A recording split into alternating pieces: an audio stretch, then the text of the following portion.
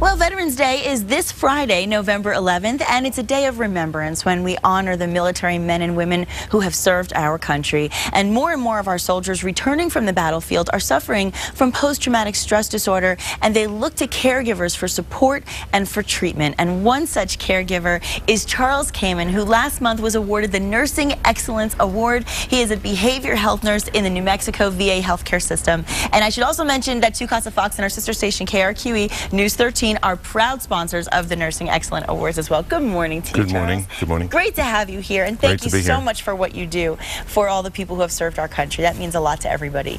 It's my pleasure. I love to do it. Well, you should be really proud. And I want to ask you first, what led you to nursing in the first place? Well, it's not that I ever even grew up thinking I would be a nurse, although I remember being very impressed by a book that I got when I was 10 years old about Albert Schweitzer. Okay. And the motto in there, his motto was that no one can be happy unless they learn to serve others. Oh, I love that. No one can be happy unless they learn to serve others. I will remember that one. And that sort of made an impression on me. And then later in life, when I was about 28, I also have a career as an artist, a concurrent, and I wasn't making enough to support myself. The life of an artist, and, I understand. I didn't want to compromise my art, so my dad, who was a respiratory therapist, advised me to become an RN. He said I would never be out of work, and he was right. Oh my goodness, what a great story. I love it. And you were originally from New York? Yes. And you moved here 11 years ago? Yes. My goodness. So, and this is certainly a wonderful place for art as well, if you're going to show off your art.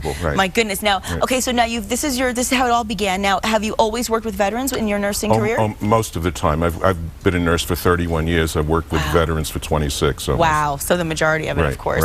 That's incredible, and it's got to be so gratifying just to know that you're there for these people for support, because really ultimately isn't that the #1 thing they need, is that support? I think it's the relationship between the caregiver and the veteran, and I think nursing is particularly adept at that because there's thousands of years of experience at being at the bedside, and empathy is the most important thing in the relationship, to be able to put yourself in the other person's shoes. Exactly, and that trust and that loyalty that you build with each other.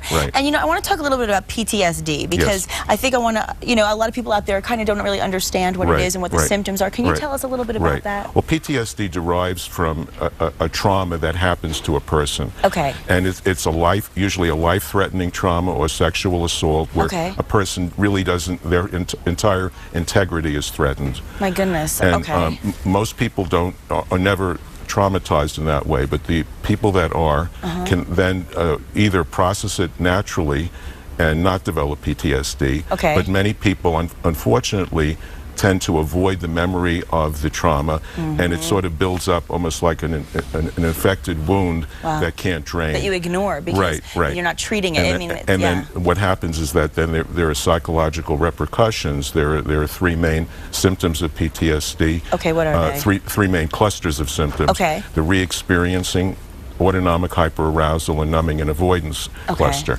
Re-experiencing means that a person has a lot of nightmares or intrusive thoughts about the experience, even flashbacks where they're back in the war zone. Autonomic hyperarousal is things like not being able to sleep, becoming very angry very easily. Is it a lot of anxiety? A lot of anxiety, right. And numbing and avoidance is where a person tends to go into their shell, to become emotionally detached, to and avoid. Eventually does that just kind of erupt? I mean, it often happens later in life, but sometimes with the Iraq and Afghanistan vets, they're coming back with it, quite strongly right now. And we're seeing a lot of that at the VA. I would imagine they also, part of the third symptom, I mean, I think a lot of times people do, that the numbing avoidance, they put up a wall because they want to be tough, they want to be strong.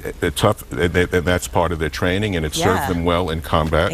And it was a survival strategy, but right now it doesn't serve them well. So now, we understand the symptoms, we understand the problem. What would be the treatment strategies? Well, at the VA and throughout the VA system, we're using what's something called prolonged exposure therapy, where a person counterintuitively, by revisiting the trauma repeatedly, becomes habituated, becomes more able to tolerate the memory of the trauma. Interesting. And it's a counterintuitive but nevertheless very effective treatment. I would imagine. Well, you know, you obviously, as I said in the beginning, you know, you've won the most a special recognition because of all the good work that you do. And so I want to talk a little bit about one of your most rewarding experiences that you could share with us. Oh, well, I've had many. I think probably the one that stands out in my mind, I had a veteran who was both a war veteran and also was a concentration camp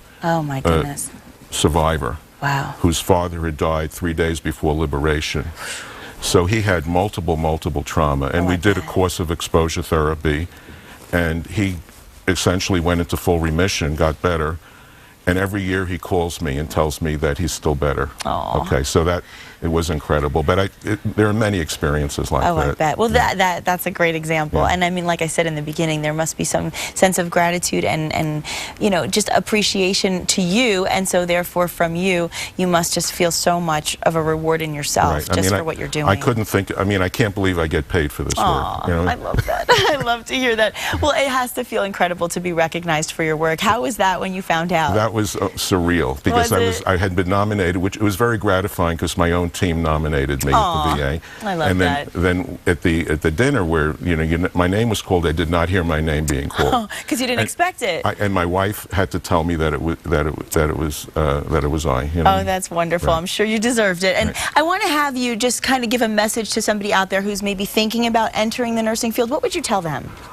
It's the greatest thing you can do for the world and for yourself. I completely, absolutely urge everyone who's interested in this to become a nurse. I love it. And will you remind us that what was that motto you said in the beginning about becoming happy? Right, that no one can be happy unless they've learned how to serve others. I love it, and you certainly have exemplified that through your work. Thank you so much, Thank you very Charles. much. My pleasure. It's wonderful to have you, and thank you for all you do. Thank you. And coming up next, how you can get your child online. Got to do that, right? Part of the room.